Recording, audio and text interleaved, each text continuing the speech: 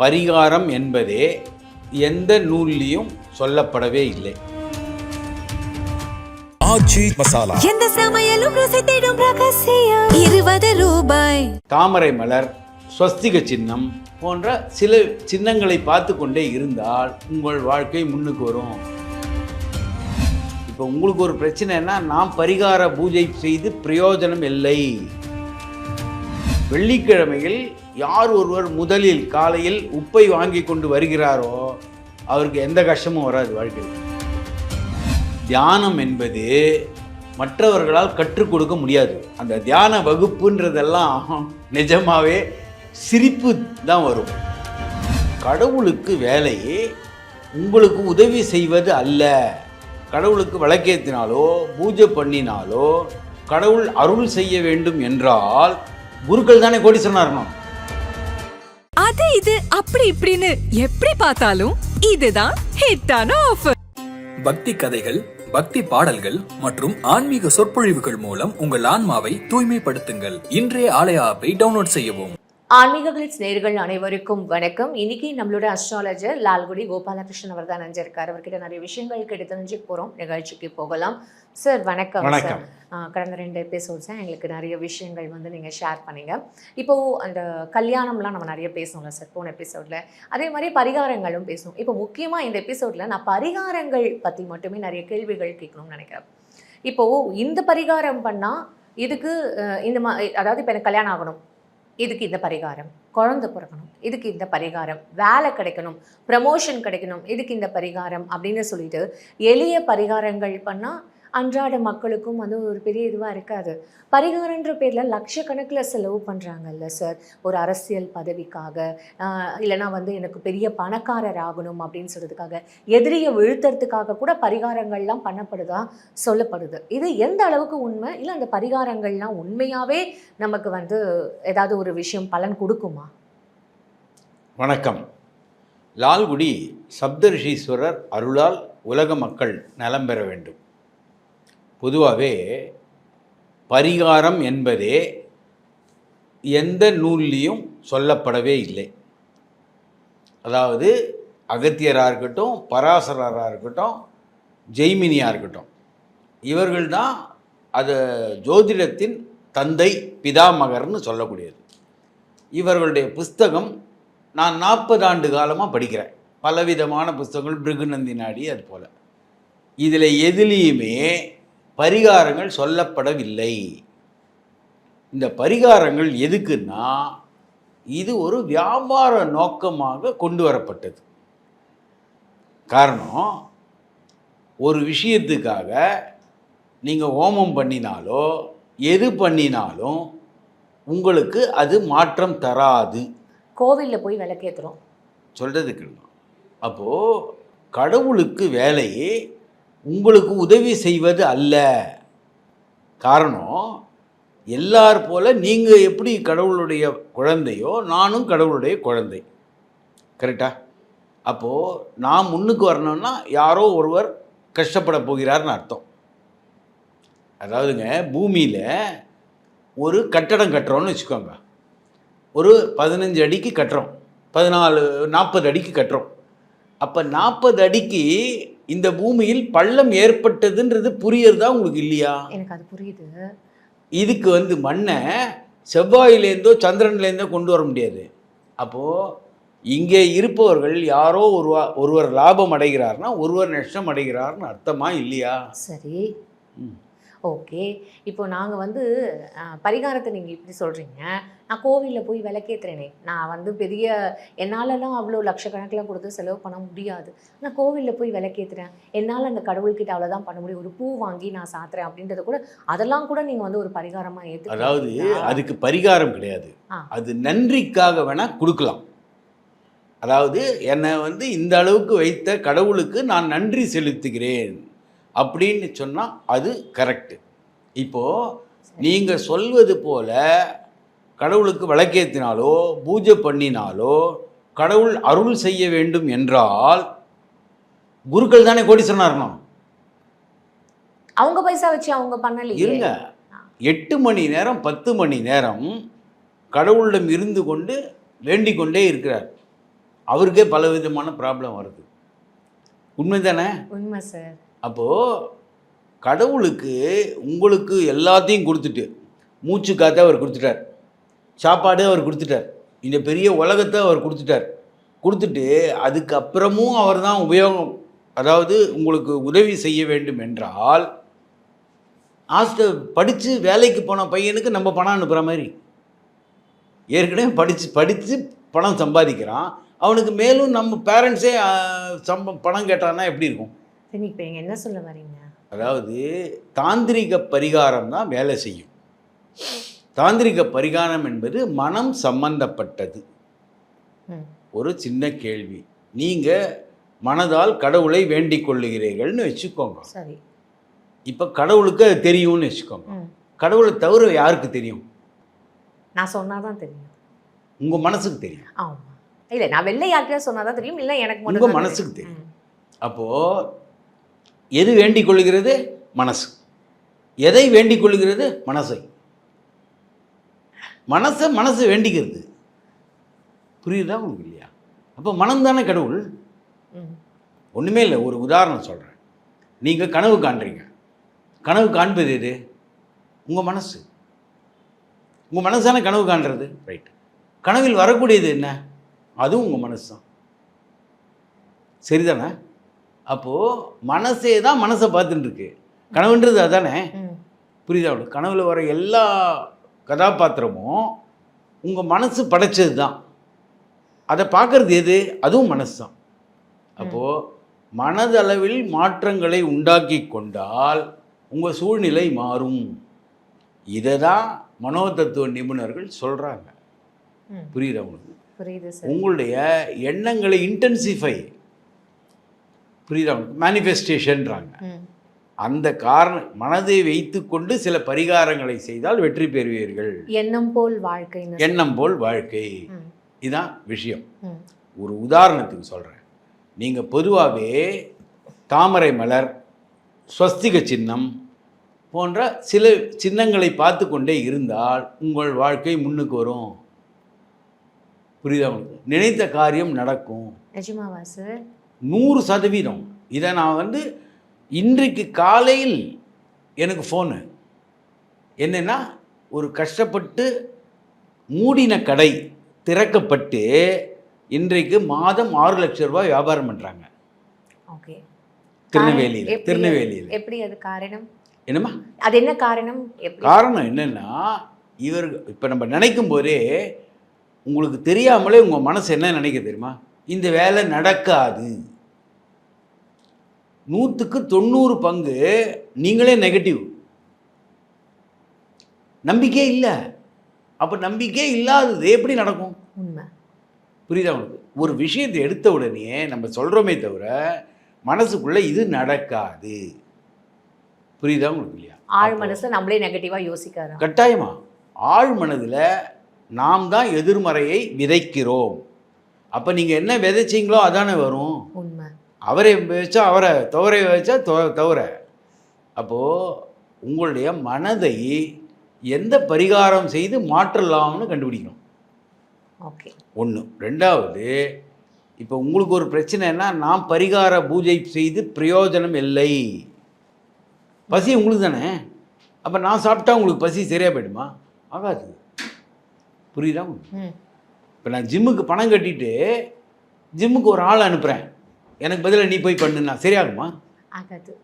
அப்போது பிரச்சனை உங்களுக்குன்னா உங்களுடைய கண்ணீரால், உங்களுடைய கதறலால், உங்களுடைய இதை வேண்டுதலால் தான் ஜெயிக்க முடியுமே தவிர உங்களுக்காக இன்னொருவர் பரிகாரம் செய்ய முடியாது. புரியுதா உங்களுக்கு? இல்லையா? உங்களுக்கு தூக்கம் வந்தால் நீங்கள் தூங்கணும், உங்களுக்கு பசிச்சா நீங்கள் சாப்பிடணும், அப்போ தான் சரியாகும். இந்த பிரபஞ்சம் நமக்கு அப்படி தான் கொடுத்துருக்கு. சரி. அப்போது உங்களுக்காக நான் எதையுமே செய்ய முடியாது. அப்போ உங்களுக்காக டாக்டர் மாத்திரை சாப்பிட்டா சரியாக போயிடுமா? சரியாகாது. அப்போது இது எப்படின்னா, நம்முடைய மனதை சில தாந்திரிக பரிகாரத்தால் மாற்றிக்கொள்ள வேண்டும். கரெக்டா? இந்தியா விடுதலை அடைவதற்கு முன்னால் நேரு சாதாரணமாக புறாக்களை பறக்க விடுவார். எதிரிகள் நம்மை விட்டு போனோன்றதுக்கு அதர்மண வேதத்தில் ஒரு குறிப்பு இருக்குது. அந்த எதிரிகளின் துணி அதை எரித்து விட்டால் உங்களை விட்டு அந்த விரோதி நகர்ந்து போவான்னு இருக்கு. சரி. இதை தானே காந்தி பண்ணார். ம். அந்த பிரிட்டிஷ் அரசாங்கத்தின் அந்த துணிகளை எரித்தார். அதே போல உப்பு தான் மகாலட்சுமின்னு சொல்றது. ஆமா. ரைட்டா? ஆமா. அந்த உப்பு எடுக்கிறது தான் காந்தியுடைய மெயினே. புரியுதா உங்களுக்கு? அந்த சத்தியாகிரகம், உப்பு சத்தியாகிரகம் பண்ணது. அப்போ வெள்ளிக்கிழமையில் யார் ஒருவர் முதலில் காலையில் உப்பை வாங்கி கொண்டு வருகிறாரோ அவருக்கு எந்த கஷ்டமும் வராது வாழ்க்கையில். வாரம் உப்பு வாங்க முடியாது இல்லையா? அது இல்லைம்மா, அதாவது ஏதாவது ஒரு வாரம், ஏதாவது ஒரு வாரத்தில் வெள்ளிக்கிழமையில் அதை வாங்கி கொண்டு வந்தால் அவர் வீட்டில் லட்சுமி கடாட்சம் வரும். புரியுதா உங்களுக்கு? புரியுது சார். காந்தி இருக்கிற வேலையெல்லாம் விட்டு எதுக்கு அதுக்கு போனார்? அப்போது தாந்திரிகம் வேலை செய்யும். அவங்களுக்கும் இந்த மாதிரியான ஒரு விஷயங்கள்லாம் யாராவது சொல்லி, அதாவது யாரோ சொல்லணும்னு அவசியம் இல்லை, நம்ம மனசுக்கே நிறைய விஷயங்கள் தெரியும். அது நம்ம இன்ட்யூஷன், இன்னர் பவர்னு நம்ம சொல்கிறோம். ஆமாம். புரியுதா உங்களுக்கு? அப்போ அந்த இன்னர் பவரை நாம் மூடி மறைக்கிறோம். இப்போது நம்ம பொதுவாக மயிலையும் தும்பியையும் விட பெரிய ஆளா இல்லையா? நாகரிக பரிணாமத்தில் நல்லா வளர்ந்துருவோன்ட்டு அதுக்கு மழை வர தெரியுது, நம்மளுக்கு தெரியலையே. காரணம் என்னன்னா, நாம் உள் உணர்வை மூடிவிட்டோம், ஆழ் மனதை மதிக்கதே கிடையாது. புரியுதா உங்களுக்கு? எப்பவுமே ஆழ் மனதோடு நீங்கள் பேசினா உங்களுக்கு எல்லாமே நடக்கும். ஒரு உதாரணம், மேலாக தண்ணியில் மீன் தானே பிடிக்க முடியும், முத்தெடுக்கிறதுக்கு ஆழ்கடல். அப்போது முத்தெடுப்பது என்பது ஆழ் மனதோடு கான்டாக்ட் பண்ணுறது. மீன் பிடிச்ச அன்னன்னைக்கு சாப்பிட்டு வாழணும்னா மேல் மனதோடு இருந்தால் போகிறோம். அது இந்த டிப்ரெஷன்ன்ற ஒரு வார்த்தையெல்லாம் இப்போ ரொம்ப காமனாக இருக்குது. அதுக்கு காரணம் வந்து எல்லாருமே இந்த சைக்காட்ரிஸ்ட் கிட்டலாம் போகிறாங்க. அவங்க சைக்காட்ரிஸ்ட்லாம் போகும்போது அவங்க நம்மளோட ஆழ் மனதில் உட்காந்து அவங்க நம்ம வந்து பேசுகிறாங்க. ஆமாம். அதுவே நம்மளே நம்ம ஆழ் மனதோட உனக்கு என்ன பிரச்சனை அப்படின்றத பேசினாலே பிரச்சனை சால்வ். இதுதான் நாம் நம்மோட பேசிக்கொள்வதில்லை, நம்மை பற்றி நாமே ஆராய்ச்சி செய்வதில்லை, நாம் எல்லாரோடையும் பேசுகிறோம். நாம் நம்மோடு தனித்து இருக்கிற நேரமே இல்லாமல் போயிடுச்சு. அதான் அந்த மீ டைம்னு சொல்கிற அந்த ஒரு வார்த்தை, அந்த சிந்தனை அதெல்லாம் போயிடுச்சு மொத்தமாக. புரியுதா உங்களுக்கு? அந்த சிந்தனை இருக்கிற வரைக்கும் தான் நீங்கள் ஜெயிக்க முடியும். ஓகே. உண்மையாகவே ஜோசியத்தையும் தாண்டியில் இது ஒரு சைக்கலாஜிக்கலான ஒரு விஷயத்தை நீங்கள் இன்றைக்கி டச் பண்ணி பேசியிருக்கீங்க சார். அதாவது நம்ம ஆழ்மனதோடு நம்ம பேசணும், நிறைய விஷயங்கள் நம்ம வந்து இது பண்ணணும். அதுக்கு ஏதாவது ஒரு சரி, அது மெடிடேஷன் அப்படின்னு சொல்கிற ஒரு வார்த்தை அதுதானா சார்? அதாவது தியானம் என்பது மற்றவர்களால் கற்றுக் கொடுக்க முடியாது. அந்த தியான வகுப்புன்றதெல்லாம் நிஜமாகவே சிரிப்பு தான் வரும். எப்படின்னா, தியானம் என்பது உங்களுக்கு மூச்சு விட யார் கற்றுக் கொடுத்தாங்க? உங்களுக்கு பசி யார் கற்றுக் கொடுத்தாங்க? உங்களுக்கு தூக்கத்தை யார் கற்றுக் கொடுத்தாங்க? இல்லை. அப்போது அதுபோல் தியானமும் இயற்கையானது. மூச்சு விடுற மாதிரி, சாப்பிட்ற மாதிரி, பசிக்கிற மாதிரி. பசி உங்களுக்கு யாரும் சொல்லித்தரல. கரெக்டு. அதுபோல் தியானம் நீங்கள் தனித்து உங்களோடு மட்டும் இருக்கும்போது தியானம் வர்றது, நீங்கள் மற்றவர்களோடு இருக்கும்போது தியானம் கலைஞ்சு போகிறது. புரியுதா உங்களுக்கு? நீங்கள் தான் பிரபஞ்சம் என்று நினைக்கும்போது நீங்கள் பிரபஞ்சமாக மாறுவீர்கள். இதுதான் அதர்வண வேதத்தில் வேதமே சொல்கிறது. தத் தத்துவமசி, இதுதான் வார்த்தை. தத் தத்துவமசினா என்ன அர்த்தம்னா, நீங்கள் சபரிமலை கோயிலில் கூட எழுதியிருப்பாங்க, எல்லாம் படிப்பாங்க, ஆனால் புரிஞ்சிக்க மாட்டாங்க. நீ எதை பார்க்கிறாயோ அதுவாகவே மாறுகிறாய். ஆமாம், நீ எது நினைக்கிறாயோ நீ அதுவாகவே மாறிடும். அதான் பார்க்கறது நினைக்கிறது எல்லாம் ஒன்று தானே. அப்போது நீ என்னவா ஆகணும்னு நினைக்கிறியோ அதுவாகவே ஆகிடுவ. புரியுதா? அதை நீ எப்படி மேனிஃபெஸ்ட் பண்ணுற, அதை எப்படி நீ யோசிச்சுக்கிட்டே இருக்க. இப்போ நான் ஒரு பெரிய நிலைமைக்கு வரணும்னா அந்த நிலைமையில் என்னை கற்பனை செய்து கொண்டு பார்க்கணும். பார்க்கும்போது மனமே அதற்கான வழியை போட்டு கொடுக்கும். பிரபஞ்ச நியதியா இது? பிரபஞ்ச நியதி அது. இப்போது நாம் கண்ணை திறக்கும்போது உலகம் வருகிறது, நாம் கண்ணை மூடினதுக்கப்புறம் உலகம் அழிந்து போய்விடுகிறது. உங்களை பொறுத்த வரைக்கும் அழிந்து போயிடுங்க. உங்களுக்கு முன்னாடி நடந்ததோ உங்களுக்கு பின்னாடி நடக்கிறதோ உங்களை எப்படி பாதிக்கப்படுறது அது? கரெக்ட். அப்போது நீங்கள் தானே உலகம், நீங்கள் தானே பிரபஞ்சம், நீங்கள் தானே கடவுள், உங்கள் மனசு தானே கடவுள். அப்போது அதற்கான வழிகளை கற்றுத்தருவது தான் ஒரு ஜோதிடரோட வேலை. சந்திரனை வச்சு மனோகாரகன்றது சந்திரன், அந்த சந்திரனின் நிலைமையில் என்ன மாற்றம் இருக்கிறது, இதில் முக்கால்வாசி எல்லா பிரச்சனைக்கும் காரணம் நாம் தான்.